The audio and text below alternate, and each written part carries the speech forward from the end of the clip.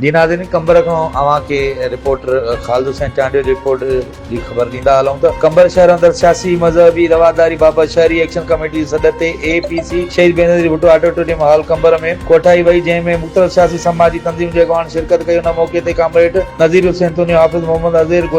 गुल जागीरानी, अयाज़ जमाल चांडियो, वकील फराज़ हकड़ो, पीर क़य्यूम चांडियो, कामरेड अयाज़ बुर्ड़ो, सिकंदर सनम, जंडील सिराजुद्दीन चांडियो समेत ॿियनि चयो त कंबर शहर अंदरि सोशल मीडिया जो ग़लति इस्तेमाल करे नौजवान हिक ॿिए लाइ ग़लति पोस्टूं रखी माहौल ख़राब करण जी कोशिश करे रहिया आहिनि, जेको सरासर ग़लति अमल आहे। उन माहौल खे बहितर बणाइण लाइ APC घुराई वरिती आहे, जीअं शहर जे सियासी ऐं मज़हबी रवादारी खे बहितर बणायो वञे। हिननि वधीक चयो त असां सभिनीनि खे हिक ॿिए खे लाइ सोशल मीडिया ते लिखण बजाए अॻिते अची शहर जे मामलनि ऐं मसइलनि बाबति अॻिते अचणु घुरिजे, त जीअं शहर जे लाइ कुझु बहितरी थी सघे। हिननि वधीक चयो त ताज़ो सोशल मीडिया ते हलंदड़ मसइले खे फौरी तौर ते ख़तमु करण लाइ कमेटी जोड़े ख़राब माहौल खे बहितर बणाइण जी कोशिश कई वई। शहरी एक्शन कमेटी तरफ़ां मेड़मेंट काफ़िलो सैयद मुजाहिद शाह जी दर ते खणी विया, जंहिं मेड़मेंट खे मान ॾींदे माफ़ कयो वियो। जंहिं बाद साॻियो ई मेड़मेंट काफ़िलो सरदार मोहम्मद अली खान हकड़े ॾे खणी विया ऐं दुआ घुरी वई।